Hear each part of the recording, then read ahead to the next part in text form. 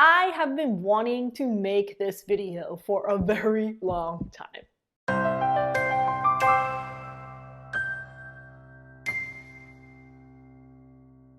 Today we're going to talk about what we don't learn in acupuncture school, and this one is all about malpractice insurance. Malpractice insurance is classically known for being there for you to defend you in case a lawsuit is brought against you and to cover all of the costs. This is something that every practitioner has to get. It's required. You can't not get malpractice insurance. And most of us just pay for it year after year after year, hoping that we'll never really have to use it. But what isn't talked about or understood with malpractice insurance, and is super important for your safety and mental well-being, are the incidences that can occur in your practice when you need help. When things are happening to you and you need protection from your patients, and you need to understand how to handle a specific situation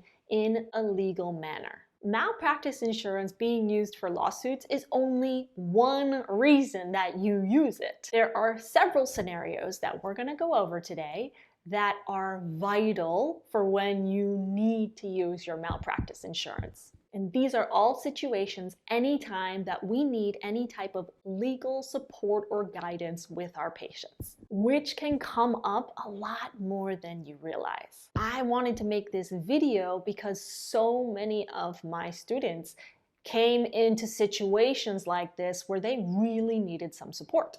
And support beyond just what I can offer them, actual legal support. So malpractice insurance isn't only there for when you've done something wrong. It's also there for when someone else is doing something wrong to you. I say wrong in quotes because things are not proven yet. Okay, so let's go over some scenarios. And if you've been in any of these scenarios, make sure that you leave a comment below. Let me know how you handled it or how you didn't handle it, and if you need any help moving forward also. Now, the first time that you need to reach out to your malpractice insurance and report to them what is happening is the most important scenario out of all of these. This happens so much in the office. It happens to female practitioners, it happens to male practitioners, it happens to all practitioners. That is when the patient sexually harasses you. This can happen and come in all different forms. This can happen in unwanted and inappropriate touching, any type of requests, inappropriate comments, aggressive, inappropriate messaging, or when the patient is unclothing themselves, because this is also something that happens in the clinic, is patients are inappropriately unclothing themselves even after you've said something for them that is not necessary for them to disrobe like that. I have a couple other videos on sexual harassment that I'll pop up here somewhere, so make sure that you watch those videos because it is really important to understand how to move through these incidences, along with how to heal yourself when it happens to you. So anytime that you feel sexually harassed or that a line has been crossed from your patient, you want to chart every single detail of what happened in the chart and then call your malpractice insurance. Your malpractice insurance will support you moving forward with what needs to be done with this patient, which can be a variety of things. Now, the second situation is actually something that comes up in our practices, especially if you are a new practitioner. When you're a new practitioner, you're still understanding how to have boundaries, how to communicate boundaries, how to exude confidence, all the things that have to do with boundaries, and also have to do with, in the beginning, as we are still aligning energetically for the types of patients that we are drawing into our practice. So this scenario has to do with when you are in over your head with a patient case. And we're not talking about not feeling confident with how you're diagnosing or treating a patient, or not sure if you've given them the right herbal formula or anything like that. What we're talking about are scenarios that happen in your practice when the patient actually is in need of psychotherapy, but they want to come to you and not to a therapist. Situations like this generally cause massive practitioner exhaustion, a lot of heaviness, a lot of burnout. So assess if you have any patients that you're treating right now that may be out of your scope of practice and that this is happening. Patients like this are generally not following your suggested treatment plan. They're generally not following your suggestions on what to change with their health and wellness and lifestyle habits. They're generally calling and wanting incessant support through text, through emails, through calls. And another way that this can show up is if you had a patient that wrote you a bad review, but they are continuing to harass you through calls, through texts, through messages, and they will not stop. All of these examples are ways that you are in over your head with this patient. And this is on the brink of something legal. This is on the brink of outside of your scope of practice. If you need to, Google your scope of practice again to refresh your memory. In this case, again, you need to chart everything in your chart in great detail. I'm going to say that for all of the scenarios that we have, and then you need to call your malpractice insurance. You need to talk to them. You need to explain what's going on. You need to explain how you're feeling. Don't be afraid to share with them how this is making you feel. If you're feeling, exhausted or scared or burnt out, be real with them and let them know that this patient is getting out of control, out of your scope of practice, and you don't know what to do moving forward.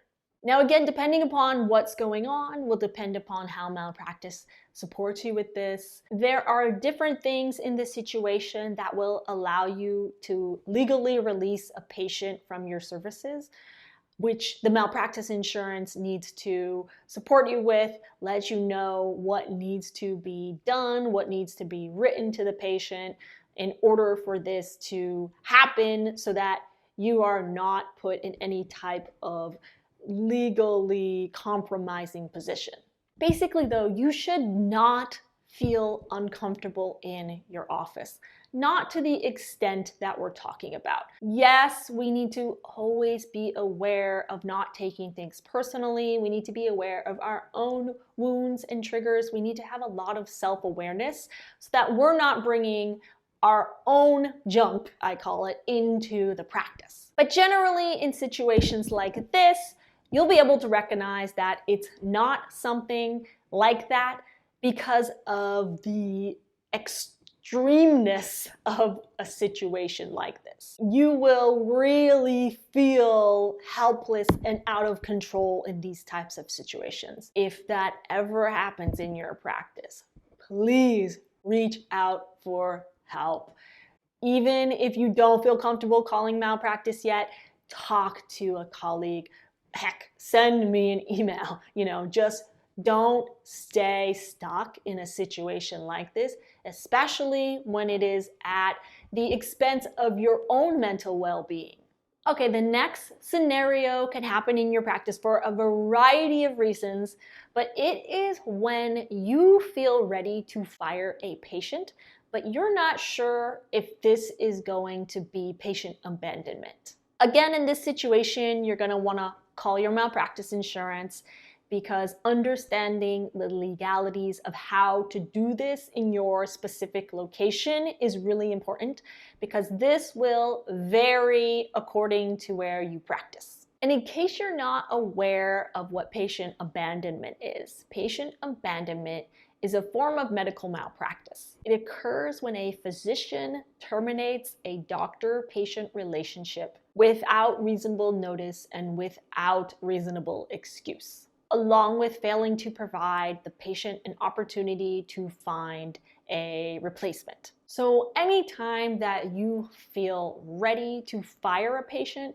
be sure that you understand what the patient abandonment legalities are in your area, and then that will allow you to understand how to move forward with firing this patient specifically. And again, talk to your malpractice. They can always help you with the specific verbiage of what you need to say to a patient to release them from your care.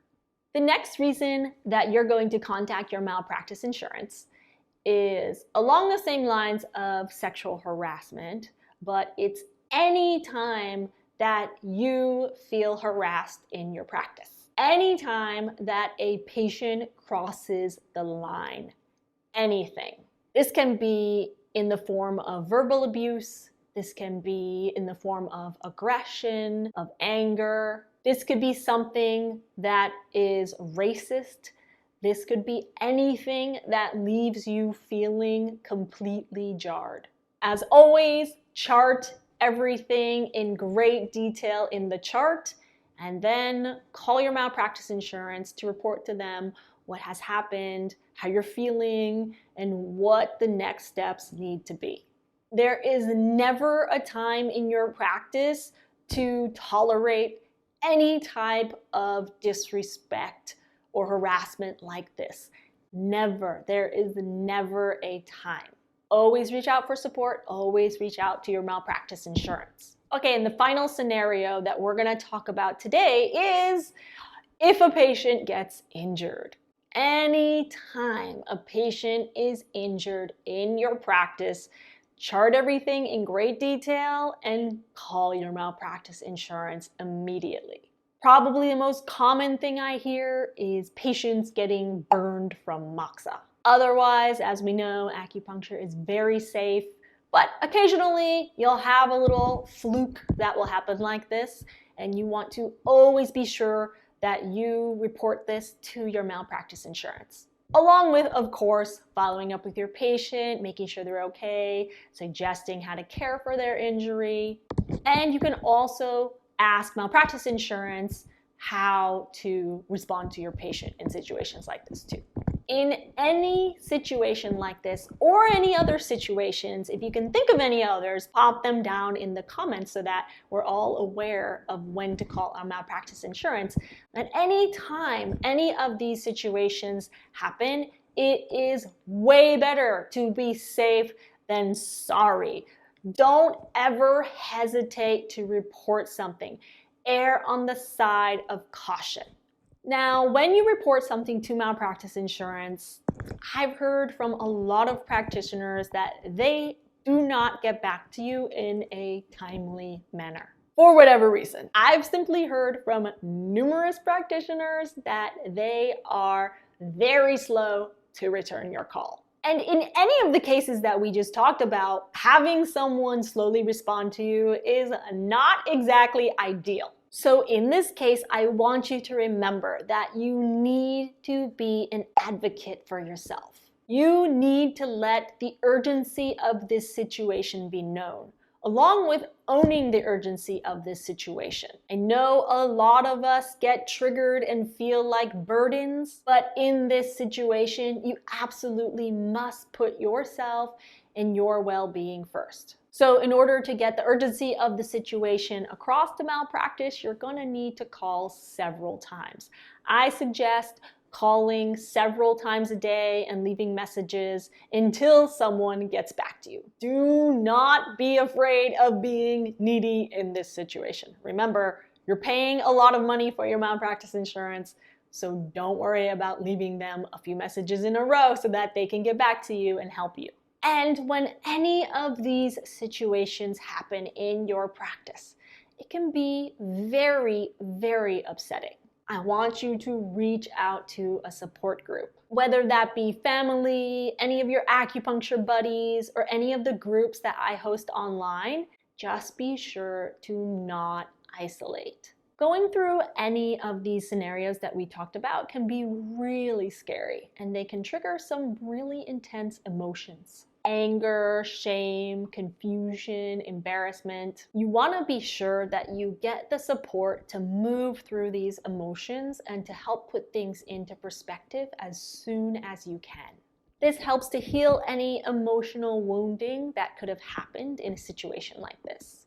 Because it does happen. We all come from different backgrounds, and so different things happening to us in our practice will have different effects on us, and sometimes they can be extremely intense. So getting the support that you need in this situation will help you to feel safe again, because that is something that we always want to feel in our practices. I'm Alyssa Dazet, the six-figure acupuncturist, and if you want to join my free online group where you can feel safe and you can have support that you need if you go through anything like this, then join my free Facebook group, The 7-Step System, where you'll be surrounded by other positive, non-judgmental, supportive acupuncturists, all on a mission to mainstream Eastern medicine and help to heal the world. Be sure you check out these videos next.